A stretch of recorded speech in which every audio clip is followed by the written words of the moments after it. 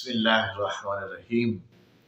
11 नबवी के वाक़यात, 12 के सैयदना मुसअब बिन उमैर की कामयाबियाँ जो मदीना में उनको हासिल हुई थी, सुन चुके आप। 13 नबवी शुरू हो चुका है। मोहम्मद सल्लल्लाहु अलैहि वसल्लम को ऐलान नबूवत किए हुए 13 साल हो चुके हैं। मक्का के अंदर हज का मौसम आ चुका है 13 नबवी में। यहाँ से मदीना से, यानी उस वक़्त यसरब था, ये याद रखिएगा बार बार। यहाँ से बहुत सारे लोग चले हैं वही मुशरिकाना अंदाज में हज करने, लेकिन इनमें कुछ सईद रूहें भी मौजूद हैं। 72 अफराद आ रहे हैं सर। बहुत सारे लोग अब मुसलमान हो चुके हैं, वो भी इन मुशरिकीन के अंदर मौजूद हैं। नीयतों को अल्लाह जानता है। वो अपने अंदाज से आ रहे हैं हज करने। बड़े कादर मुतलक को भी मानते हैं, लेकिन शिरक भी करते हैं। छोटे छोटे खुदा भी बनाए हुए हैं, लेकिन ये एक खुदा को मानने वाले भी उनके अंदर 72 और 70 लोग उनके अंदर ये भी मौजूद हैं। वहाँ आ चुके हैं और मशवरा करते हैं रास्ते में कि यार हज़रत मोहम्मद सल्लल्लाहु अलैहि वसल्लम को हम कब तक यहाँ मक्का के अंदर इन दोनों पहाड़ों के अंदर फिरता हुआ, चलता हुआ, और ये तमस्खर और मजाक और तकलीफ़ें और गालम और गलूच जो मक्के वाले देते हैं। वो नबी हैं, वो रसूल हैं। हमने यहूदियों से नबियों और रसूलों के बारे में सुना हुआ है। वो अज़मत वाले लोग होते हैं, वो अल्लाह के करीब लोग होते हैं। कब तक हम उनको वहाँ से पे छोड़े रखेंगे? हम उनसे गुजारिश करते हैं कि मक्का को अलविदा कह दीजिए और हमारे पास मदीना तशरीफ़ ले आइए। अल्लाहु अकबर। ये मशवरे हो रहे हैं और इसी हवाले से जब वहाँ ये लोग पहुँच चुके हैं, पैगाम दिया है कि हम आपसे मिलना चाहते हैं, आपसे मुलाकात करना चाहते हैं। ये सारे मामलात राजदारी के अंदर हैं, किसी को कानो कान खबर नहीं हो रही। वही अक़बा का मकाम है। एक रात अयाम तशरीक 12 ज़िलहज तय हुआ है कि यहाँ पे मुलाकात करनी है। अब ये रातों को अपने खैमों में सोए हुए हैं, अपने यसरबी साथियों के साथ सोए हुए हैं, वही मुशरिकीन के साथ सोए हुए हैं। मुसलमान जो मदीना से यसरब से जो आए थे, तो टाइम मुकर्ररा पर चुपके चुपके उठते हैं, किसी को कानो कान खबर ना हो। रात हो चुकी है और वहाँ पर अक़बा के मकाम पर पहुँच जाते हैं। एक जम्मे गफ़ीर है, सैयदना हज़रत मोहम्मद सल्लल्लाहु अलैहि वसल्लम तशरीफ़ लाते हैं, साथ आपके चचा, जिनका शायद अभी तक आपने नाम नहीं सुना था। जनाब हमज़ा का आपने नाम सुना, मुसलमान हो गए। जनाब अबू तालिब का नाम सुना, पूरी ज़िंदगी आपके साया बनकर रहे, आपकी हिफाजत करते रहे। और अफसोस के साथ अबू लहब का भी नाम सुना, जिन्होंने पूरी ज़िंदगी आपकी मुखालफत की। लेकिन ये चचा जो है ये भी हामी है, ये भी साथ है। अब अल्लाह बेहतर जानता है कि ये कहा जाता है कि ये फ़तह मक्का के मौका पर मुसलमान हुए, लेकिन यहाँ तो आप देख लीजिए कि अभी 13 नबवी है, मक्का फ़तह होने में भी 8-9 साल बाकी हैं। तो लेकिन साथ मौजूद हैं। जनाब अबू तालिब की तरह आप कहिए, या ख़ुद ये एक मामला था कि नहीं, आपने अपने इस्लाम को ज़ाहिर नहीं करना और इसी तरह से रहना। हिकमत अमली क्या थी अल्लाह बेहतर जानता है।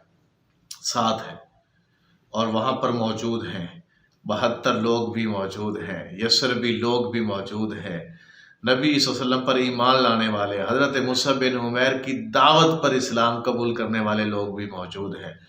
अब कहा कि सबसे पहले आपने उनसे बैत ली, वही बैत, शिरक नहीं करोगे, जुल्म नहीं करोगे, मेरे कहना मानोगे और मेरी हिफाजत करोगे। अब यह बात बहुत लंबी है, वाक़यात बहुत लंबे हैं। अब इन्होंने दावत दे दी है बाकायदा हज़रत मोहम्मद सल्लल्लाहु अलैहि वसल्लम को कि आप छोड़कर हमारे पास तशरीफ़ लाएं।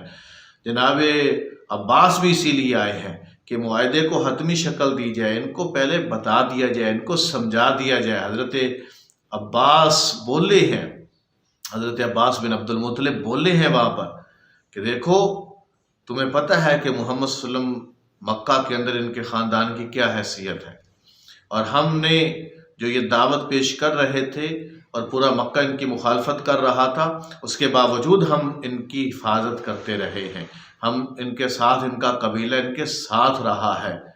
تم لے جا رہے ہو لیکن سوچ سمجھ کر لے جاؤ، اور جلد بازی میں اس طرح کی دعوت نہ دو، اس پر پورے غور و فکر کرو کہ تم پورے جو ہے وہ مکے کی مخالفت مول لے رہے ہو۔ ان کو بھی پتا تھا کہ ہم کیا کر رہے ہیں۔ بہرحال گفتگو شروع ہو چکی ہے۔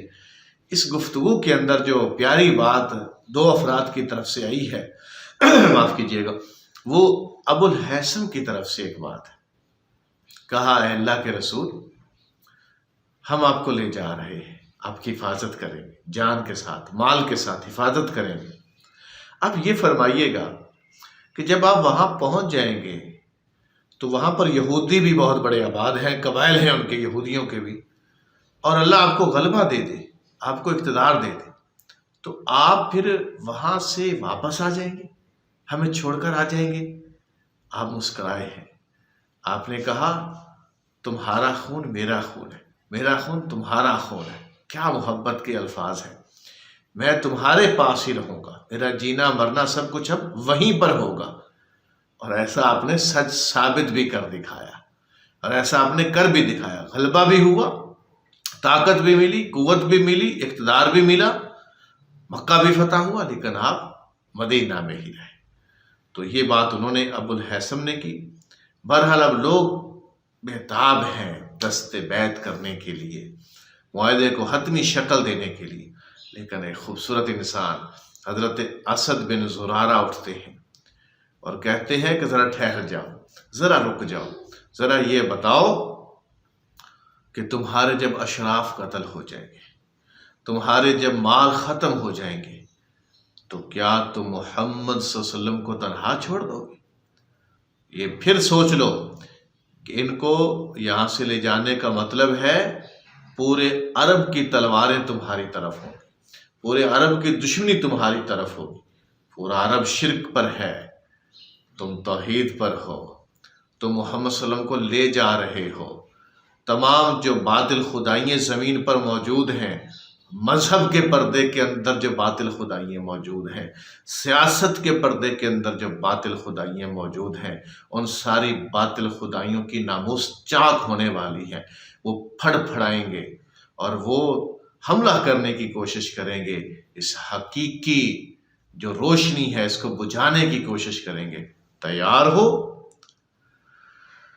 سب نے کہا بس کرو اسد بن زرارہ، بس کرو، اب چھوڑ دو، ہم قربان کرنے کو سب کچھ تیار ہیں، ہمیں بیعت کرنے دو، ہمیں وعدہ کرنے دو، حضرت محمد صلی اللہ علیہ وسلم کو تیار ہونے دے کہ وہ ہماری طرف آئیں۔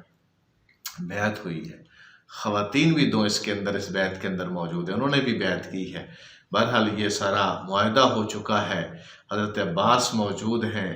اب آپ یہ دیکھیں، رازدار سیدنا ابوبکر صدیق بھی ہیں، سیدنا عمر بھی ہیں، سیدنا عثمان بھی ہیں، حضرت علی بھی ہیں، لیکن یہاں پر ایک میچور پرسن حضرت عباس ساتھ اس میں آئے ہیں، جو مدینہ والوں سے بات کر رہے ہیں، یثرب والوں سے بات کر رہے ہیں۔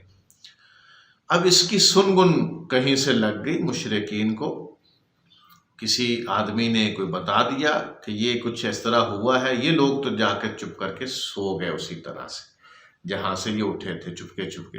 بہرحال کہیں نہ کہیں سے کوئی پتہ چل ہی جاتا ہے۔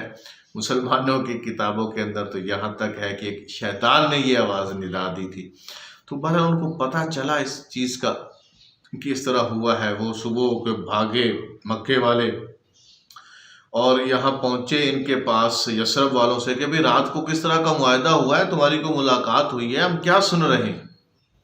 اب وہاں ان کے سرداروں سے جا کر ملے، ان کا کوئی ایسی بات نہیں، ان کو خبر بھی نہیں، وہ سچ سلمان خاموش تھے، نہ ہاں تھی یا نہ تھی۔